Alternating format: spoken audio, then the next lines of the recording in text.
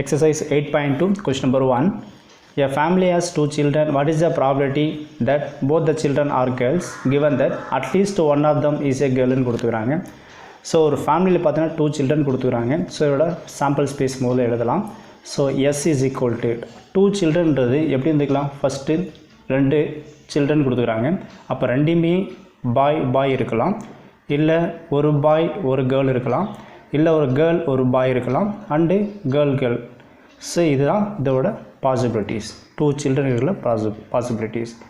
இதுலேருந்து பார்த்தீங்கன்னா N of S is equal to, அப்போ பார்த்தீங்கன்னா எத்தனை ஈவெண்ட் இல்லை, ஸோ 4 இருக்குது. ஸோ அதில் 4 என்ட்ரி பண்ணி N of S is equal to 4 entry பண்ணியாச்சு. கேட்குற கொஷின் பார்த்தீங்கன்னா what is the probability that both the children are girls, இதுதான் important. Given that at least one of them is a girl கொடுத்துக்கிறாங்க. அப்படி என்னென்னா ஃபஸ்ட் என்ன பண்ணுங்க, இதுலேருந்து எடுக்கணும். அட்லீஸ்ட் ஒன் ஆஃப் த கேர்ள்ன்ற ப்ராபபிலிட்டி நம்ம செலக்ட் பண்ணிவிட்டு அதுலேருந்து என்ன பண்ணணும்னா both the children's are girls probability நம்ம செலக்ட் பண்ணணும். ஒன் பை ஒன் பார்க்கலாம். ஃபஸ்ட்டு பாருங்கள், at least one of them is a girl கொடுத்துக்கிறாங்க. இப்போ இதுக்கு நேம் கொடுத்துக்கலாம். Let A be the event of getting என்னது one of them, at least one of them கேர்ள்னு கொடுத்துக்கிறாங்க. ஸோ இதில் at least one of them girl அதை அப்படியே என்ட்ரி பண்ணிக்கிறேன். அதுக்கு நேம் வந்து பார்த்தீங்கன்னா ஏன்னு நேம் கொடுத்துட்டேன்.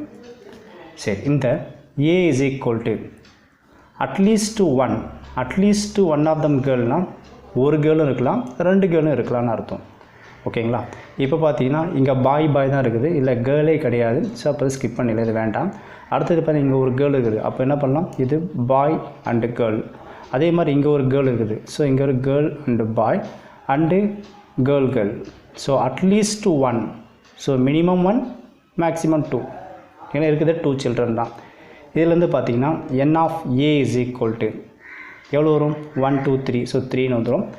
ஃபார்முலா அப்ளை பண்ணுங்கள். என்ன formula, P of A is equal to N of A divided by N of எஸ்ன்னு என்ட்ரி பண்ணுங்கள்.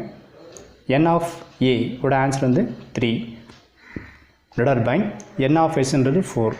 இதில் வந்து P of A is equal to 3/4ன்னு கிடச்சிக்குது. இப்போ பார்த்தீங்கன்னா இதோட ஆன்சர் நம்ம கண்டுபிடிக்கணும். ரெண்டுமே சில்ட்ரன் வந்து கேர்ளாக இருக்கிற ப்ராப்பர்ட்டி என்னென்னு நம்ம பார்க்கணும். இதுக்கு நேம் கொடுத்துக்கலாம். Let B the event of that both the girls. இப்போ பி இஸ் ஈக்குவல் டு எதுலேருந்து செலக்ட் பண்ணோம் பார்த்தீங்கன்னா இதுதான் இம்பார்ட்டன்ட். இந்த சாம்பிள் ஸ்பேஸ்னு எடுக்கக்கூடாது, இதிலேருந்து எடுங்க.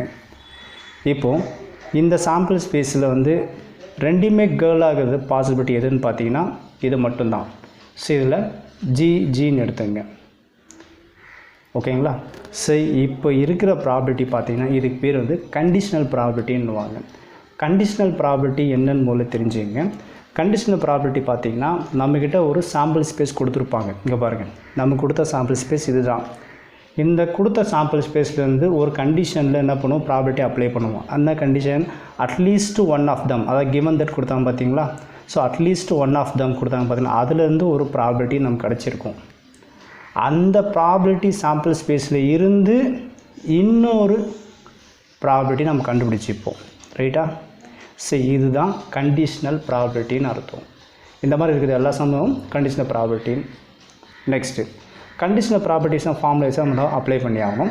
அப்போ என்ன சரிங்கண்ணா, இதிலிருந்து பி இஸ் ஈக்குவல் டு ஜின்னு கிடச்சிக்குதா. அடுத்தது ஏ சாம்பிள் ஸ்பேஸுக்கும் பி சாம்பிள் ஸ்பேஸுக்கும் இன்டர்செக்ஷன் அப்ளை பண்ணுறீங்க.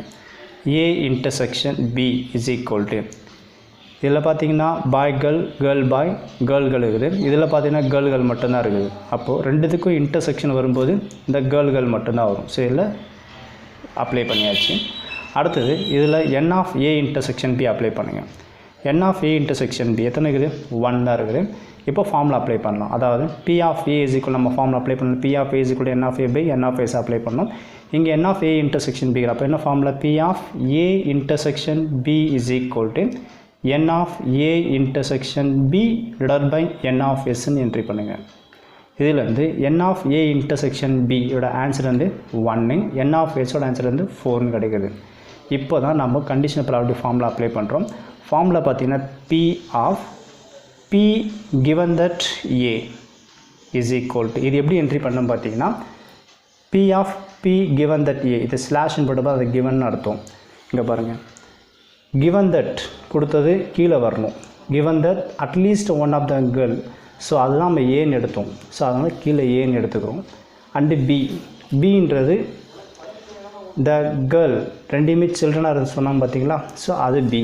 ஸோ இதிலேருந்து P of B given that A, so இந்த ஃபார்முலாஸை அப்ளை பண்ணுறேன். இந்த ஃபார்முலாஸை அப்ளை பண்ணுறப்ப ஃபார்முலா என்ன கிடைக்குன்னா P of A intersection B divided by P of A.